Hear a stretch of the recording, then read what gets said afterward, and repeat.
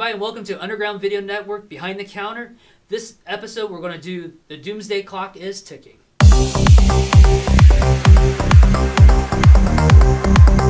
Hi, everybody, and welcome to this episode of Behind the Counter. We're your hosts. I'm Michael Boroff. I'm Richard Carojon. And like Richard mentioned a moment ago, there is a very special clock, and that very special clock is a ticking. One of the big events that's been building up in the DC universe is, in fact, the Doomsday Clock. Look at that. It's almost like being in the 90s again. Linear cover. Which props? I will give them this. I like the linear covers that do this, not the ones that do this. Because these ones never really work out very good. The ones that go up and down when you can have the good firm grip on it. And then, ooh, look. But yes, this is a story that has been building up for quite some time, especially in 2 years. Yeah, especially in the Superman books. Right. Because one of the first hints that we got towards anything was the introduction of the mysterious character, Mr. Oz. Right. And that went in a different direction. That went in a very big different direction. But we don't know for sure. That's right. We're introduced to the character, Mr. Oz, who is playing a very powerful role in the behind the scenes of what's going on in the DC universe. The multiverse. The multiverse, yes, thank you. So yes, there is something going on, and that had a lot to do with the reintroduction of the original pre-Flashpoint universe of Superman and Lois into the Rebirth universe. Correct. That was done in the crossover there. Yes. So it's a very powerful story. It's a very powerful character. So powerful, in fact, that one of the highlights of the last year or so was finding out that one of the big mysteries was the fact that at the beginning of Rebirth, that there was a Superman and there was a Clark Kent. Oh, yeah. That was a great story because we found out later on, so there's no spoilers, it's been like a year, that it was, in fact, Mr. Mixtel-Pitalik. Nailed it! Let me say that one more time. Mr. Mixtel-Pitalik was so scared of this person that he fully went undercover to hide as Clark Kent. And for something to imprison and scare Mixie that bad, that's big level power right there. Later on, we found that the mysterious Mr. Oz was, in fact, well, as of the time being, the fact it was Jor-El. Supposedly. So yeah, that's Superman's father. That's Superman's father, and everybody was already kind of thinking, well, Mr. Oz, that's Osmodeus. Yeah, that's what everybody was thinking. That's what everybody thought, and then if it's Osmodeus, we know from the series The Button that the Watchmen were going to play a big role in the Rebirth universe, and it was a very good slow play. Right. And then it even teetered with the Flashpoint a little bit. Yes. The Button series. Yeah. Which was nice. And so here recently we got our first kind of taste of the mysterious force was in a previous issue of Action Comic Books, where we got to see Jor-El being plucked from time the moments before Krypton exploded. Right. And if you recognize the artwork, the very blue, skeleton-y kind of effect, at least you didn't see all of it, like in the movies. Sweet Lord Almighty, that was some blue wang. Yes, that it was Dr. Manhattan. So we know now that Dr. Manhattan is going to be the... We're pretty sure. Yeah. Well, though the promo sheet thing had... Yes. Oh my God, that was such great artwork. With the clock and stuff. Him being torn apart, and then the There was a cover of that too. That was a chase cover. Yes. Wait, what is this? 90s, like you said? I know. Like I said, linear covers. We're excited about linear covers again, and we're excited about Watchmen again. Yeah. So man, flashback. It's Where's 80s. my hair? It's the 80s. Yeah. But this is the book that a lot of us have been waiting for a while. It's the build-up on exactly how the Watchmen universe is going to progress. Because it's 92 now. Yeah. In the book. And how it's going to affect the modern-day DC universe. And this was a very good read. I enjoyed it. I liked it more than I thought I was going to, because I was one of those people... It's going very taboo-ish, because Watchmen... There's dirty words in this book. Well, not even that. I meant Watchmen.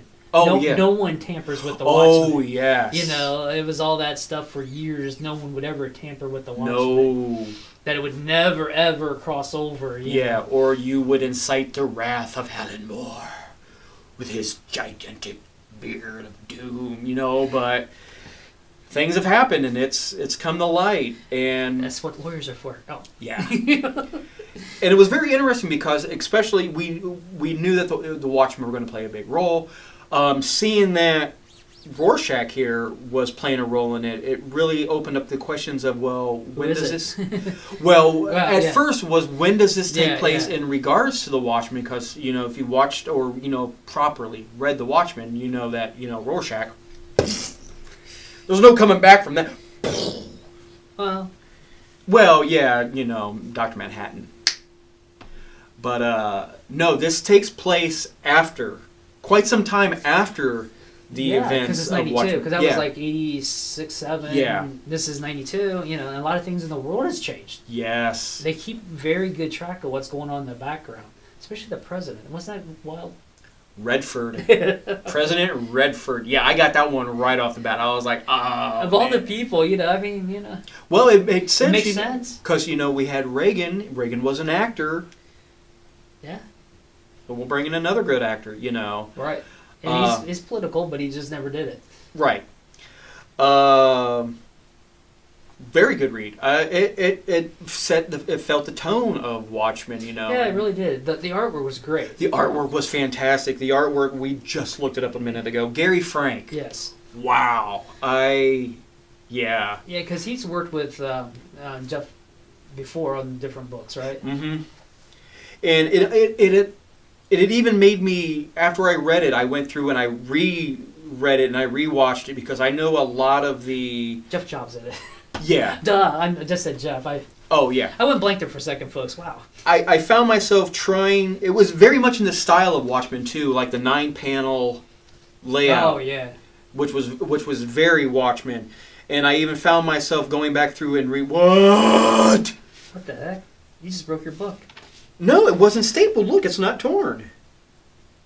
That page wasn't stapled. I have a unique copy. I'll be selling this on eBay for This is like during the 70s when you always found those books with the extra cover. Yep. But I found myself going back through because Watchmen was really good about subtleness. Yeah. Where it wasn't until years later I'd found out that if you read this panel and you notice the color is going this way, you know, it's like the reds progressing to blues. Oh. Flows this way, but in a few panels later when the story takes a turn, it progresses blue to red this way, and I found myself going back through and trying to find little Easter eggs, and I think I might have, but I'm not. But yes, the Doomsday Clock, if you get a chance to, I'm sure your local comic book store probably still has them because... It's supposed to be limited, but... What's limited nowadays? You know, I got the... You got the garbage can size. Yeah, I got the groovy little clock button, which is great because if you know your history of the Watchmen, you know how important not only the button is, but it was a great amalgamation of the two. The yellow button itself is very symbolic in the Watchmen universe, and so is the clock in the Watchmen universe, and so is that little symbol for hope right there. It's got the same color scheme, so. Mm-hmm. And we got to see one of the big questions that me and him both had when we first heard about this was, who's this going to be? Because we know Rorschach got blown up. And we learned that it's not Rorschach, but it's Rorschach. There's a new person underneath the mask. And we don't know. We don't know yet. As of issue 1. Yeah. But we do know his dedication to Rorschach. To him, he is Rorschach. And he's working for somebody. Yeah. Yeah. Spoilers. Yeah, there is a higher power involved. So this has been one of the most anticipated books through DC comic books for the last, like you said, a couple years. Right, because it was all progressing to this, mm-hmm. supposedly.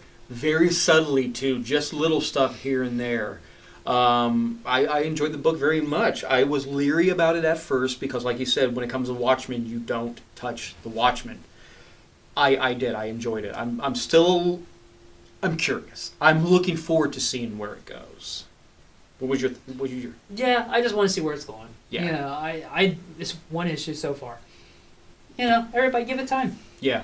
I mean, it's like when they did those prequels.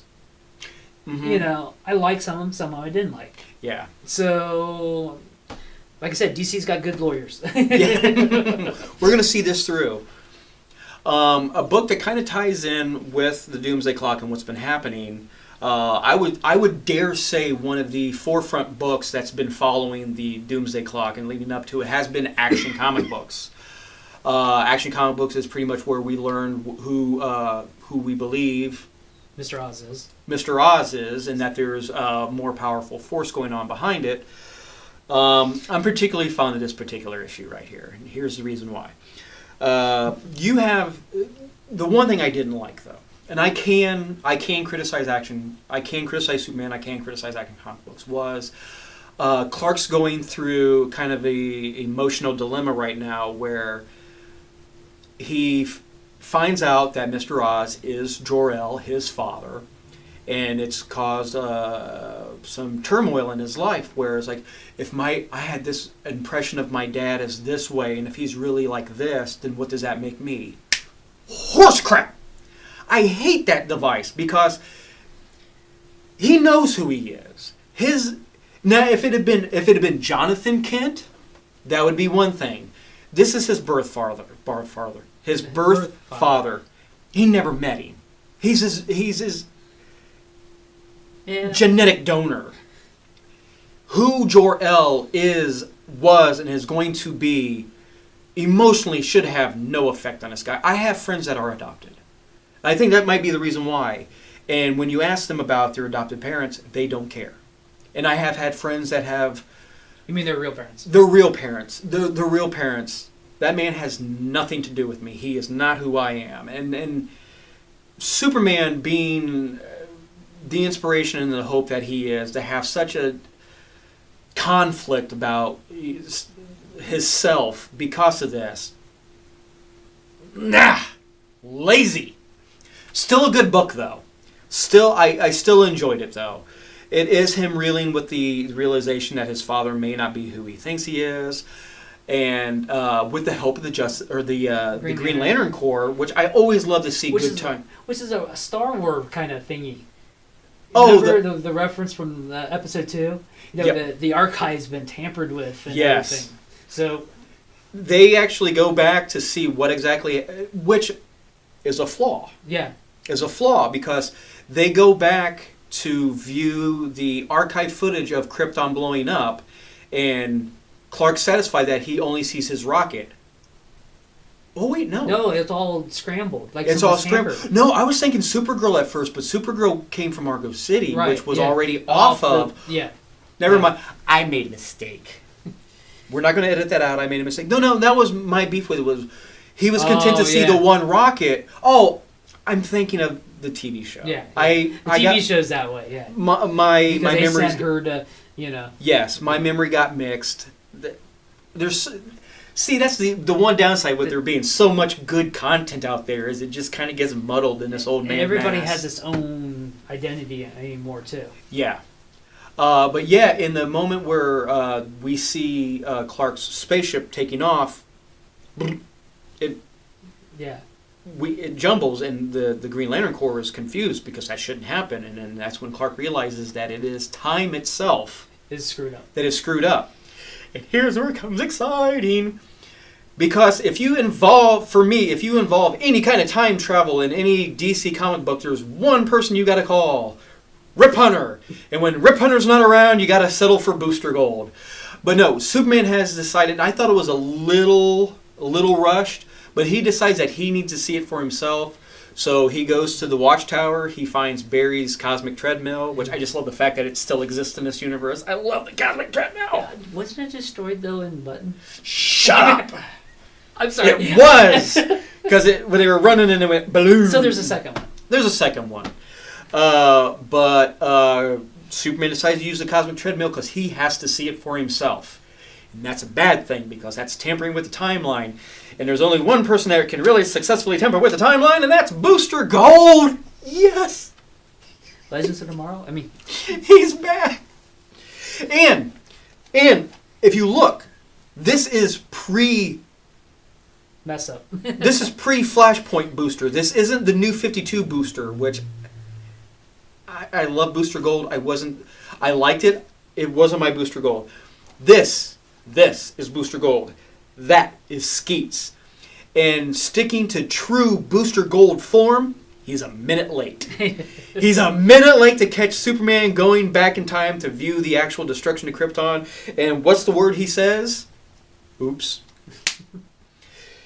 To me, it was written by his creator. It was written by his creator, Dan Jurgens. There are certain characters that no other people should touch. I naturally Spawn. When you think of Spawn, you think of McFarlane. That's it. I don't want to see anybody else touch and or write that character. There's very few characters I feel that way about. Dan Jurgens and Booster Gold are one of them. That's the guy that right there. He created him. There's nobody that knows Booster Gold better than Dan Jurgens. There's nobody that can draw him, that can write him. And I love Jurgens' run on anything Superman is phenomenal. But yeah, Booster Gold is back and he's full on. We're going to be seeing more of him in the upcoming issues of Action Comic Books. And I'm really hoping that it is a real and proper return of Booster Gold. But besides the fact that Booster Gold's in it, very good read. It's setting up a really great story. I just hope because he's there, it means the Legion's back. Yeah. That's all I really care about. It's tying in together so well because if he's back in the comic books, then the Legion could be back in the comic books. And then in Supergirl, if we have the Legion back, we could possibly have Booster back. It's all... Yeah, one has to work and the other has to work. Yep. So it's yeah, a clock. Yeah, like a clock. Everything has to tick and everything has to be there. That's why you need Dr. Manhattan. Yes, because Dr. Manhattan would be just like, oh God, this is such a headache. You know.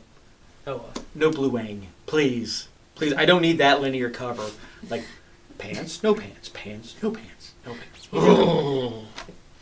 Oh, who I can now buy it. It's a collector's edition. So yeah, DC Comic Books. Man, you want to talk about going full on? I'll give them this: they're avoiding the word crisis. But between what we got going on with the Doomsday Clock and what we're seeing in Batman, imagine what would be a crisis. It might as well. A multi-crisis because what we got going on in Batman with the Metal. Right. Yeah. Oh, Metal is awesome. I'm really enjoying Metal right now. I'm enjoying all the, I don't want to call them spin-off books, but when you get to learn the history of each of the evil Bruce Waynes and the idea, the concept that there's not only a multiverse, but there is a negative multiverse. That's just them going, stories! We can write anything we want to again, like it was the 90s. It was originally called Elseworlds. I mean... Yeah, the multiverse, was originally known as the Elseworld, but... No, it was always the multiverse before that. Right. So yeah, definitely want to pick this up. Doomsday Clock, very good read, especially if you are a fan of Watchmen. You might like it. You might like it. So definitely check that one out.